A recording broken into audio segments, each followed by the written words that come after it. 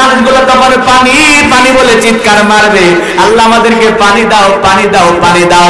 ওরা মনে করে দুনিয়াতে গলায় কিছু আটকে গেলে পানি খাইলে যেমন ভালো হয়, জাহান্নামের এই ফলটা খেয়েছে, পানি খাইলেই মনে হয় ফলটা চলে যাবে।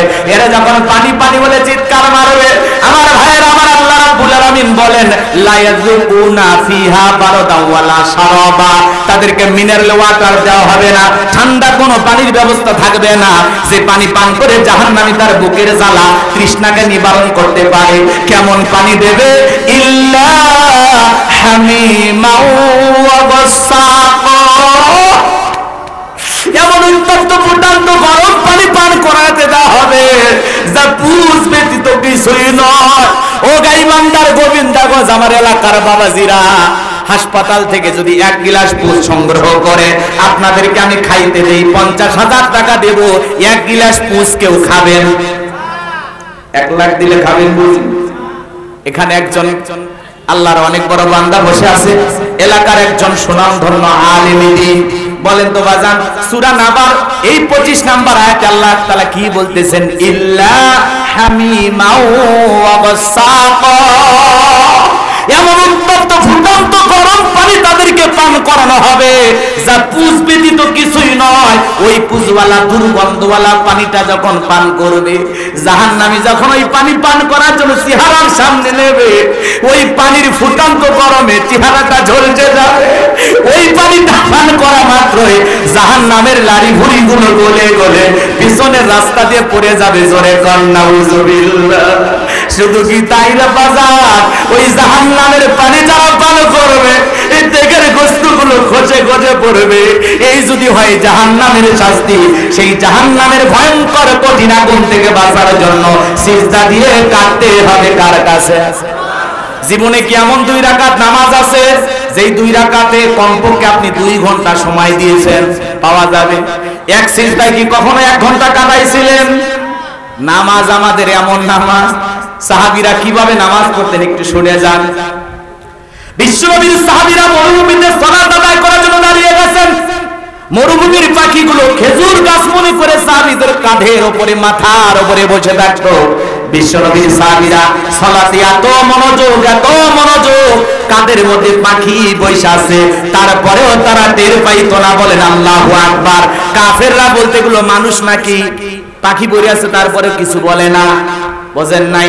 ঘন্টার পর ঘন্টা নামাজ আদায় করতেন, আর ঘন্টার পর ঘন্টা পাখি কাঁধে বসে থাকতো, মাথায় বসে থাকতো, একবারও নড়াচড়া করতেন না, তারায়াও দিতেন না। আল্লাহু আকবার বলেন। আর আপনি আমি পাখি তো দূরের কথা, একটা মশা পড়লে এই হাতে এই জায়গায় নিয়ে যায়, এমন একটা মার দেখায় খাবো, কথা কয় না কেন? আগে মশা মারে তারপরে নামাজ পড়ে, আছে না নাই? এ বাজার আমার লম্বা হবে, লম্বা করব না। হযরত তালহা রাদিয়াল্লাহু তাআলা সালাত আদায় করতেছিলেন, ছেলেটা চোখের সামনে খেলা করতেছিল, জঙ্গল থেকে সাপ এসে সন্তানটাকে বেঁচিয়ে ধরেছেন। হযরত তালহা রাদিয়াল্লাহু তাআলা নামাজ শেষ করলেন, বাড়িতে তাকায় দেখেন অনেক মানুষজন দেখা যায়। স্ত্রীকে ডেকে বলে, প্রিয়তমা স্ত্রী, বাড়িতে তো মানুষজন, ব্যাপারটা বুঝতে পারলাম না। ডেকে বলে, স্বামী আপনি যখন নামাজে দাঁড়িয়ে গেছেন, আপনার চোখের সামনে সন্তানটা খেলাধুলা করতেছিল, জঙ্গল থেকে একটা সাপ এসে সন্তানকে পেঁচিয়ে ধরেছিল, আমি মানুষজনকে ডেকে সন্তানটাকে বিপদ মুক্ত করলাম। এত ঘটনা আপনার চোখের সামনে ঘটে গেল, আপনি কি কিছুই বলতে পারেন না? হযরতে তালহা ডেকে বলো, বিবি রে, নামাজের মধ্যে এদিক খেয়াল করেন, নামাজের মধ্যে যদি মন এদিক সেদিক চলে যায় তাহলে নামাজ তো আর নামাজ থাকে না। আল্লাহু আকবার। চোখের সামনে সন্তানকে সাপ ধরে, টের পায় না, কি নামাজে মনোযোগ, কত গভীর মনোযোগ। কথাকে বোঝেন না? ভালো করে বোঝার চেষ্টা করবেন। আর আপনি আমি নামাজ পড়ি আসাদ মন চলে যায় গোবিন্দাগঞ্জে, নামাজ পড়ি গাইবান্ধা মন চলে যায় ভারতের বর্ডারে। কথা বলে ঠিক না? নামাজের মধ্যে মন তারায়, খালি নামাজের মধ্যে মন খালি ছটফট করে, দুনিয়াবি নানান চিন্তা ভাবনা নামাজের মধ্যে মনে হয়। মাঝে মাঝে নামাজ পড়তে দুনিয়াবি এত কথা মনে হয়। নামাজ 2 রাকাত চলতেছে না 3 রাকাত চলতেছে, মনে থাকে না। আছে না নাই? কষ্ট হচ্ছে আপনাদের বুঝি? এ বাজান মন খারাপ করতেছেন, নামাজ নামাজের মতো আদায় করা লাগবে। সাহাবায়ে কিরাম কিভাবে নামাজ আদায় করতে করবেন, এক নামাজের ওয়াজ যদি করি 2-3 দিন আলোচনা করে শেষ হবে না। এত লম্বা সময় আমার হাতে নাই, সংক্ষিপ্ত করে কথাগুলো বলে দিয়ে যাচ্ছি। একটু দয়া করে দিল দিয়ে কথাগুলো বোঝার চেষ্টা করবেন বাজান। এই যে জাহান্নাম নিয়ে কথাগুলো বললাম, বলেন তো বাজান, জাহান্নামের শাস্তি কি ঘটেছে না ঘটবে? কথা কয় না। আল্লাহ তাআলা সতর্ক করে দিয়েছেন, সাবধান করে দিয়েছেন। আমি আপনাদের এলাকার সন্তান, আপনাদেরকে জাহান্নামের আযাব নিয়ে কথাগুলো শোনাইলাম সতর্ক করার জন্য, সাবধান করার জন্য, যে এখনো নিজেকে পরিবর্তন করে ওই জাহান্নামের রাস্তা থেকে ফিরাইয়া নিয়ে জান্নাতের রাস্তায় চলেন। কথা বলেন ঠিক না? এই কথাগুলো আল্লাহ তাআলা অগ্রিম মেসেজ কেন জানায়া দিয়েছেন, অগ্রিম বার্তা কেন দিয়েছেন? যাতে বান্দা সতর্ক হয়, সাবধান হয়, বান্দা যেন সিরাতাল মুস্তাকিমের রাস্তায় চলে, আমার দেখানো পথে চলে। কথা বলে ঠিক না? আল্লাহর পথ দিয়ে, আল্লাহর পথ বাদ দিয়ে আমরা মানুষের তৈরি করা পথে চলি, এই জন্য তো জীবন ভুল দিয়ে ভরপুর। কথা বলে ঠিক না? কষ্ট হচ্ছে আপনাদের? নামাজের মতো আদায় করা লাগবে। এক সাহাবী এদিককার করেন, জিহাদের ময়দানে রাসূল আকরাম সাল্লাল্লাহু আলাইহি সাল্লাম 2 জন সাহাবীকে পাহারাদার নিযুক্ত করলেন। এরপরে সবাই ঘুমের মধ্যে চলে গেলেন। 2 জন সাহাবী দাঁড়িয়ে পাহারা দিতেছেন। একজন সাহাবী ডেকে বলতেছেন, ভাই 2 জন রাত জেগে লাভটা কি? আপনি পাহারা দেন আর আমি বিশ্রাম করি, আবার আপনি বিশ্রাম করবেন, আমি পাহারা দেব। তারা ডিউটিটা ভাগ করে নিলেন। এক সাহাবী আরামে চলে গেলেন, আর এক সাহাবী চিন্তায় পড়ে গেলেন। খামাকা দাঁড়িয়ে অপচয় সময় নষ্ট করে লাভটা কি? সময়টা একটু নামাজের মধ্যে কাটায় দেই। কারণ সাহাবীদের ধ্যানে জ্ঞানে শুধু আল্লাহকে খুশি করা। আরো জোরে বলেন আল্লাহু আকবার। বিশ্বনবীর সাহাবী নামাজে দাঁড়িয়ে গেলেন। কাফির বেঈমান এই সুযোগে চিন্তা করলো এটা মানুষ না গাছ। দূর থেকে একটা তীর নিক্ষেপ করলেন, সাহাবীর বাম হাতের ভিতরে ঢুকে গেল। আর একটা তীর নিক্ষেপ করলেন, আর একটা তীর এসে ডান হাতের ভিতরে ঢুকে গেল। বিশ্বনবীর সাহাবী নামাজ শেষ করলেন, সেই বন্ধুকে ডাক দিয়ে বলেন, ভাই তাড়াতাড়ি আপনি ঘুম থেকে ওঠেন কেন, কি হয়েছে? বলে, কাফির আমাকে তীর নিক্ষেপ করেছে। বলে, কেমনে হলো? বলে, ভাই আপনি যখন বিশ্রামে চলে গেলেন আমি চিন্তা করলাম অপচয় সময় নষ্ট করে কি লাভ, সময়টা একটু নামাজের ভিতরে কাটায় দিই।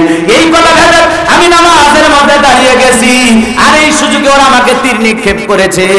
আজকে যদি আমি রাসূল আকরাম সাল্লাল্লাহু আলাইহি সাল্লাম এবং সাহাবায়ে কিরামদের পাহারাদার যদি না হইতাম, আজকে আমি নামাজের ভিতরে এত মজা পাচ্ছিলাম, নামাজ পড়তে আমার এত ভালো লাগতেছিল।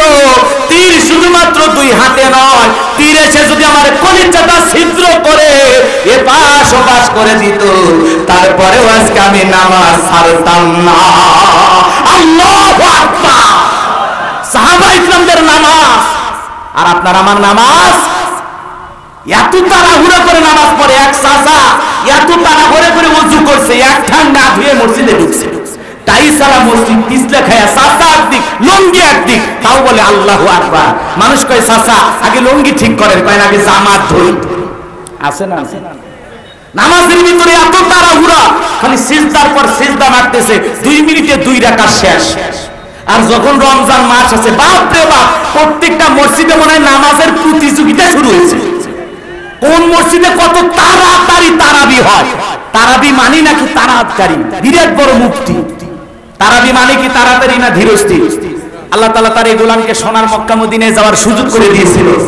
আমি গিয়েছিলাম, এ বাজান গো আমার, সোনার মক্কা মদিনায় তারাবি পড়লাম, সময় লাগলো 1 ঘন্টা 45 মিনিট। কত? আর আপনি 20 মিনিটে 20 টাকা শেষ। কারো কারো তো 16 মিনিট হলেও হয়।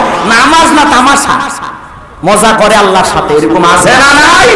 আবার কেউ নামাজের মধ্যে দাঁড়াইয়া চোখ কান কিচ্ছু ঠিক থাকে না। আল্লাহ কি বলতেছে? আল্লাযীনা হুম ফি সালাতিহিম খাশিউন, যারা সালাত আদায় করে বিনয়ের সহিত, নম্রতার সহিত, খুশু খুশু ভাব নিয়ে, আল্লাহর ভয় নিয়ে নামাজের মধ্যে দাঁড়ায় দাড়ি চুলকায়, টুপি ঠিক করে, লুঙ্গি ঠিক করে। তোমার লুঙ্গি এত খোলে, একটা রশি লাগায়ও।